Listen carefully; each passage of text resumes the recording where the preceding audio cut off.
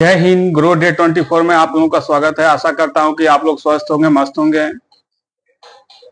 देखिए, आज का वीडियो हम लोग ये जानेंगे कि हम खुद 10 गलतियां जो हम खुद कर चुके हैं म्यूचुअल फंड में, आपको वो 10 गलती नहीं करना है।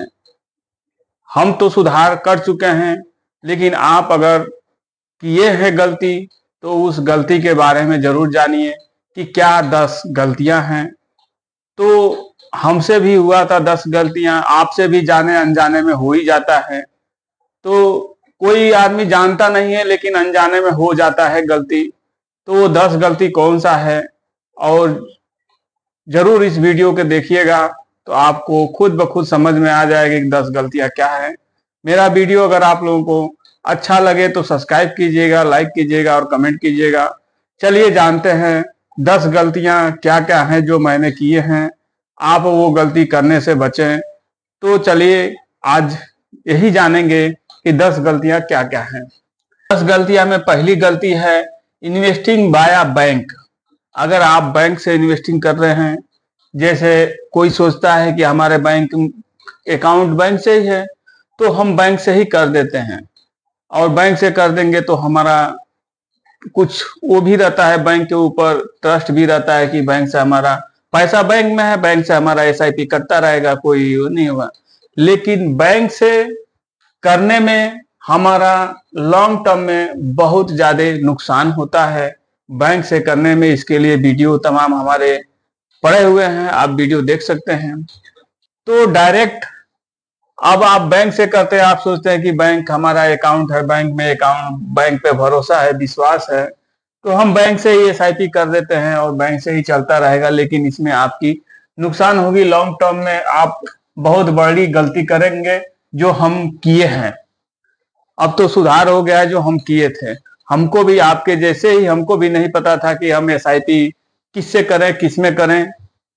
तो बैंक से फर्स्ट टाइम बैंक से किए थे, लेकिन हम देखे बाद में कि डायरेक्ट में और बैंक में बहुत अंतर आता है, तो इसलिए अब थोड़ा हम भी संभल गए। दूसरी गलती है कैटेगरी। हम लोग देखते हैं तमाम अलग अलग कैटेगरी के म्यूचुअल फंड होते हैं, बहुत सारे म्यूचुअल फंड आप देखते होंगे, और सेक्टोरियल फंड भी देखते होंगे, डेट फंड भी देखते होंगे।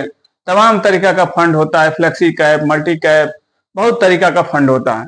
लेकिन आप इतना फंड देख लेते हैं कि आपको यही समझ में नहीं आता है कि कौन सा फंड लें, कौन सा फंड नहीं लें। तो कुछ लोग होते हैं शॉर्ट टर्म का देख के 30-35% का अगर रिटर्न दे दिया है, शॉर्ट टर्म 2-4 साल का वो पास्ट परफॉर्मेंस देखे 30-35% का अगर रिटर्न दे दिया है तो उसी पे उसको ले लेते हैं लोग। और सेक्टोरियल फंड में लोग, सेक्टोरियल फंड वो होता है जो एक ही थीमेटिक में, एक ही चीज में, एक ही सेक्टर में आपका पैसा इन्वेस्ट हो, उसको सेक्टोरियल फंड बोलते हैं। अब जैसे कि मान लीजिए आईटी कंपनी है तो टोटल आईटी कंपनी का ही सेक्टर, आईटी कंपनी टोटल ही आईटी कंपनी रहेगा, तो वो सेक्टोरियल आईटी कंपनी का हो गया। बैंकिंग सेक्टर के लिए टोटल बैंक, जितना बैंक है उसमें अगर इन्वेस्ट आपका पैसा होता है वो भी सेक्टोरियल हो गया, बैंकिंग सेक्टर। इस तरह से सेक्टोरियल होता है। डिफेंस सेक्टर, तमाम तरीका का सेक्टर होते हैं सब। तो उससे तो कभी कभी ये भी होता है साल में 35-40% का रिटर्न देता है, कभी कभी माइनस में भी चला जाता है, तो आपको 1-2 साल 3 साल आपको वेट करना पड़ता है, नहीं तो अपना नुकसान में अपना पैसा लेके निकलना पड़ता है। तो इसलिए सेक्टोरियल फंड से बचना चाहिए। हम सेक्टोरियल फंड से तो बचते ही हैं। सेक्टोरियल फंड अगर आपके पास टाइम है, एज का टाइम है, तो आप सेक्टोरियल फंड से बचिए। इसलिए कि सेक्टोरियल से थोड़ा बेनिफिट होगा कभी कभी, लेकिन उससे अधिक नुकसान होने का चांस रहता है कि कौन सा सेक्टर कब उठेगा कोई नहीं जानता है। तो सेक्टोरियल फंड से थोड़ा बचें। और दूसरी बात, डेट फंड जो कि 7-8%, 10% के लगभग डेट फंड दे देता है। तो आपका एज है तो आप डेट फंड में आप काहे लिए इन्वेस्ट करेंगे? आप जो है कि इक्विटी में आप इन्वेस्टमेंट कीजिए, स्मॉल कैप में कीजिए, अगर आपको लार्ज कैप में कीजिए।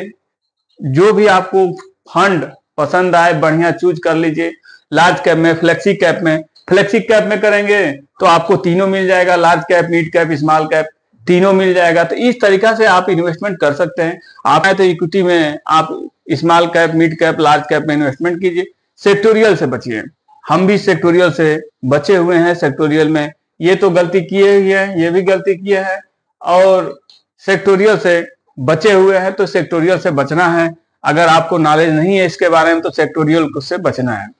दूसरी बात, अगर आपके पास सेविंग अचानक खत्म हो जाती है, मान लीजिए आप नौकरी कर रहे हैं और आपका एसआईपी भी चालू है या और कुछ जो भी लमसम चालू है, एसआईपी आपका एसआईपी चालू है और नौकरी भी चल रही है, तो आप सोच रहे हैं कि हम एसआईपी करते रहेंगे और नौकरी चलती रहेगी। बाद में जैसे आप कोरोना टाइम में देखे होंगे कि बाद में चल के नौकरी नहीं करेंगे, पैसा नहीं मिलेगा तो एसआईपी नहीं जाएगा। तो उस तरीका से नहीं करना है। उससे अच्छा आपको एसआईपी अगर करना है तो 1 साल 2 साल का एसआईपी करने जितना जाएगा आपका, उतना आप फंड अपने अकाउंट में रख के तब एसआईपी आप चालू कीजिए, और तब आप कमाते रहेंगे और एसआईपी चलता रहेगा और लॉन्ग टर्म के लिए चलता रहेगा। आज सोचेंगे कि आज हम कमा रहे हैं, आज कमा रहे हैं, हो सकता है कुछ अगला कुछ फ्यूचर में कुछ प्रॉब्लम आए तो आपकी नौकरी छूट जाएगी तो एसआईपी बंद हो जाएगा। तो इसलिए लगातार एसआईपी चालू करने के लिए आपको जब 1-1.5 साल का फंड आपके पास रहेगा एसआईपी करने के लिए, उतना समय के लिए आपको अगर नौकरी नहीं मिला तो कहीं भी 2-4 महीने में आप नौकरी ढूंढ सकते हैं, नौकरी फिर कर सकते हैं। एसआईपी आपका बंद नहीं होना चाहिए। बस ये चीज होना बहुत जरूरी है। तो आप उतना ही इन्वेस्टमेंट कीजिए जितना आपके पास हो सके, उससे अधिक आप इन्वेस्टमेंट मत कीजिए। ये मेरा एक आपको अपना गलती का मैं इशारा दे रहा हूं कि हम गलती क्या क्या किए थे।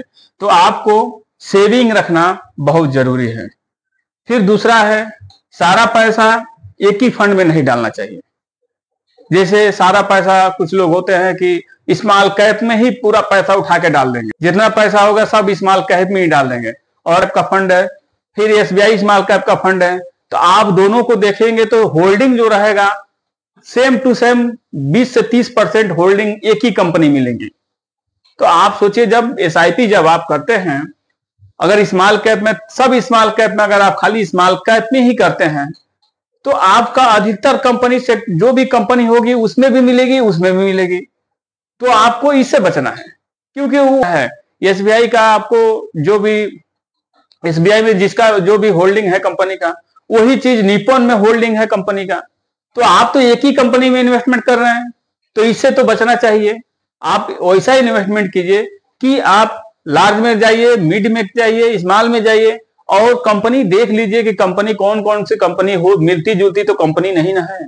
बहुत स्मॉल कैप में या मिड कैप, भाई मिड कैप, इन सब में जाएंगे तो वही कंपनी मिलेगी। लगभग 30 से 40% आपको कंपनी एक ही मिलेगी। अगर मिड कैप का दूसरा फंड और मिड कैप का दूसरा फंड, दोनों फंड अगर मिड कैप का ले रहे हैं, देख रहे हैं, तो दोनों फंड हो सकता है 20 से 30% उसका जो होल्डिंग है कंपनी में, वो होल्डिंग आपको जिस शेयर में जो शेयर लिया हुआ है वो भी कंपनी उसी में मिलेगा, वो भी कंपनी उसी में मिलेगा। तो इस तरीके से, इसीलिए हमको जब इन्वेस्टिंग करना है तो डाइवर्सिफाई करके करना है। बस स्मॉल कैप में नहीं जाना है, बस मिड कैप में नहीं जाना है, बस लार्ज कैप में नहीं जाना है।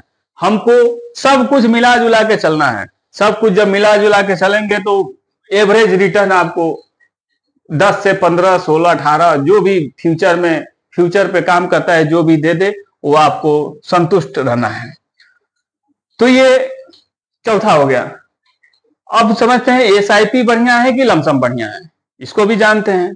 अगर आप एसआईपी करते हैं और एसआईपी मान लीजिए आज जो डाल दी है, जो भी पैसा डाल दिए बड़ा अमाउंट, कल आपका उसमें से 20%, 30% पैसा घट गया तो आप उसको रिकवर होने में 5-6 महीना लग जाता है। तो आपको यही देख के टेंशन हो जाएगा कि हम तो डाले थे, इतना पैसा डाले थे, मान के चलिए अगर 5 डाल दिए और 4.5 बच गया तो आपको टेंशन तो हो जाएगा कि हम 5 डाले से 4.5 बच गया या 4 बच गया, तो टेंशन हो जाएगा।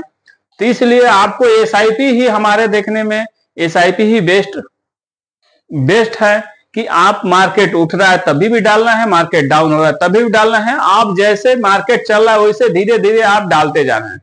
तो बेस्ट तो एसआईपी ही होता है। तो आपको ये समझ लेना चाहिए कि लम सम और एसआईपी, हमारे देखने में एसआईपी ही बेस्ट अवसर है। और एसआईपी आपको लगातार एक कंसिडरेंसी देती है एसआईपी करने के लिए। लमसम तो एक बार डाल दिए, लमसम डाल के छोड़ दिए, बाद में घट गया तो आपको परेशानी होगी।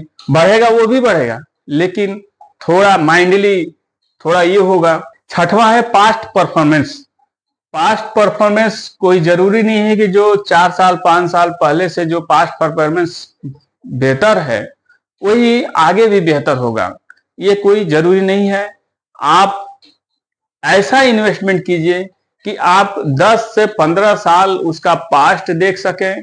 ये गारंटी नहीं होता है कि इसमें वो पास्ट ये फ्यूचर देगा कि नहीं देगा, तो ये गारंटी तो नहीं होगा। तो पास्ट को देखते हुए आपको इन्वेस्टमेंट नहीं करना है। पास्ट को देखना है तो कम से कम लॉन्ग टर्म जाना है। लॉन्ग टर्म मतलब 10 साल 15 साल जिस फंड का पास्ट बढ़िया है उस फंड में इन्वेस्टमेंट करना है। 2-4 साल में तो ऐसे ही मान लीजिए कोरोना आया था, मार्केट डाउन था, फिर ये 25 का मार्केट डाउन हो गया, तो दोनों तो डाउन हो गया 5 साल के अंदर। तो 5 साल के अंदर डाउन हो गया तो 5 साल में आप क्या देखेंगे? अगर कोरोना के पहले अगर इन्वेस्टमेंट, कोरोना जब खत्म हुआ था उसके बाद अगर कोई इन्वेस्टमेंट किया होगा तो अब इस समय उसका परफॉर्मेंस कितना होगा? और जो कोरोना चालू हुआ था उस समय कोई इन्वेस्टमेंट किया होगा, या कोरोना का ऊपर ऑफ हो गया था, खत्म होने वाला था, मार्केट ऊपर हो गया था, वहां इन्वेस्टमेंट करेगा तो अंतर दिखाई देगा। इसीलिए 5 साल का आपको पास्ट परफॉर्मेंस नहीं देखना चाहिए, कम से कम 8-10 साल का परफॉर्मेंस देख के ही तब इन्वेस्टमेंट आपको करना चाहिए। कम से कम 8-10 साल 15 साल तक। 7वां है एनएफओ। बहुत सारे लोग होते हैं एनएफओ में, एनएफओ नया निकलता है उसमें सोचते हैं कि 10 रुपए के एनईवी का एक मिल रहा है, चलो ले लेते हैं 10 रुपए के एनईवी में और हम ले लेंगे बढ़िया परफॉर्मेंस। लेकिन उसका फ्यूचर आप नहीं जानते, उसका पास्ट तो जानते ही नहीं, फ्यूचर क्या जानेंगे? वो कब सही होगा? आप ये भी सोचते होंगे कि सबका एनएफओ निकला होगा, तो ये एनएफओ सबका निकला है, लेकिन उसका हम फ्यूचर नहीं देख सकते हैं। पास्ट हम देख लिए हैं, तो पास्ट वाले में डालना है, एनएफओ वाले में आपको एनएफओ से बचना है। ये परफॉर्मेंस बहुत नहीं करते हैं सब, कुछ समय जाने के बाद इन सब का एनएफओ का परफॉर्मेंस आता है। बस लोग यही सोचते हैं कि 10 रुपए का एक यूनिट मिल रहा है, चलो ले लेते हैं, 100 रुपए का लेंगे तो 10 यूनिट मिल जाएगा आराम से, 1000 का लिए तो 100 यूनिट मिल जाएगा, ऐसे ही लोग सोचते हैं। तो एनएफओ में नहीं जाना है, एनएफओ से बचना है। STCG, LTCG, short term capital gain, long term capital gain. Short term capital gain आपको 20% देना पड़ेगा। अगर 1 साल के बाद आप निकाल रहे हैं और 1 साल के बाद निकाल रहे हैं, आपको ब्याज मिल गया, मान के चलिए 1.5 लाख रुपया, कुछ भी पैसा इन्वेस्टमेंट किए हो आपको ब्याज मिला 1.5 लाख। अब 1.5 लाख में से 1,25,000 आपको सरकार छूट दे रही है। कितना? 1,25,000 सरकार छूट दे रही है। तो 1,25,000 का आपको टैक्स नहीं लगेगा, आपको बस 25,000 रुपए का tax 12.5%, long term capital gain 12.5% tax लगेगा। तो ये शायद आपको समझ में आ गया होगा। फिर STCG, short term capital gain, short term capital gain सभी फंड में लगता है, भले ही लॉन्ग टर्म वो 15 साल 20 साल चलाए हो, लेकिन सभी में लगता है शॉर्ट टर्म कैपिटल गेन। सभी अगर 15 साल एसआईपी चला दिए तो 14 साल छोड़ के और 1 साल, तभी तो 15 होगा, उस 1 साल का शॉर्ट टर्म कैपिटल गेन आपको देना पड़ेगा। तो टैक्स ऐसे देना पड़ता है। कोई कहे कि शॉर्ट टर्म नहीं निकालना है तो शॉर्ट टर्म नहीं लगेगा, शॉर्ट टर्म भी लगेगा, लॉन्ग टर्म भी लगेगा। तो आप इस तरह से समझ लेते हैं। अगर आप टैक्स बचाना चाहते हैं तो जब आपका 1.5 लाख रुपया 1,25,000 इस समय में 1,25,000 आपको अगर प्रॉफिट दिख रहा है तो 1,25,000 रिडीम कर लीजिए, 1,25,000 का आपको टैक्स नहीं देना पड़ेगा, टैक्स से बच रहेंगे। लेकिन इससे नुकसान भी होता है, जब पैसा आपका उसमें रहेगा तभी तो आपको बेनिफिट मिलेगा, आप निकाल लेंगे तो उस पैसे का कोई बेनिफिट मिलेगा नहीं कंपाउंडिंग का। तो इस तरीका से हम लोग कर सकते हैं। 9वां है म्यूचुअल फंड। कभी कभी कोई 30% का रिटर्न दे देता है, 40% का रिटर्न दे देता है। 2-3 साल में लोग देखते हैं 30% 40% का रिटर्न देखने को मिलता है, तो उस पर हम लोगों को नहीं जाना है। कम से कम आप सोचेंगे अगर इन्वेस्टमेंट कर रहे हैं तो आप देखे होंगे कि आपका फंड जो है 30% 40% का रिटर्न दिया है शॉर्ट टर्म में, तो आपको ऐसे नहीं करना है। आपको 30-40 पे नहीं करना है। आपको भले ही 15 रिटर्न दें, लेकिन लॉन्ग टर्म के लिए आपको इन्वेस्टमेंट करना है, शॉर्ट टर्म के लिए आपको इन्वेस्टमेंट नहीं करना है, आपको लॉन्ग टर्म के लिए इन्वेस्टमेंट करता है। यही हम लोगों की गलती होती है कि हम लोग शॉर्ट टर्म के लिए इन्वेस्टमेंट करते हैं। पेशेंस रखना बहुत जरूरी होता है। पेशेंस हो सकता है कि 5-6 महीने में मार्केट गिरावट देखने को मिले, आप पैसा इन्वेस्टमेंट कर रहे हैं, आपका पैसा डाउन में दिखाई दे, तो बहुत सारे लोगों का पेशेंस खो जाता है। देखते हैं लोग कि मेरा पैसा तो इन्वेस्टमेंट किए हैं, एसआईपी किए हैं, अगर 60,000 हुआ है तो मेरा पैसा 55,000 बचा, 50,000 बचा, वही पेशेंस खो देते हैं लोग, निकल जाते हैं और पैसा। तो 1 साल 2 साल के लिए नहीं देखना है आपको। जब 15 साल जाना है, 20 साल जाना है, तो आप 15-20 साल के लिए आप देखिए। ये पेशेंस की सबसे बड़ी खासियत होती है। म्यूचुअल फंड में पेशेंस की या किसी भी काम में पेशेंस की जरूरत होती है। तो आप निगेटिव, आपका पैसा निगेटिव भी हो सकता है। आपको जब पेशेंस रहेगा तो पॉजिटिव में भी हो जाएगा, लेकिन पेशेंस रखना होगा। तो जो हमारी गलतियां थी वो गलतियां हम आप लोगों को बता दी है। आप भी अगर ऐसा गलती कर रहे हैं तो आप लोग मत कीजिए। और मेरा वीडियो आप लोगों को यदि अच्छा लगा हो तो सब्सक्राइब कीजिएगा, लाइक कीजिएगा, कमेंट कीजिएगा। मिलते हैं एक अगले नए वीडियो में। जय हिंद, जय भारत।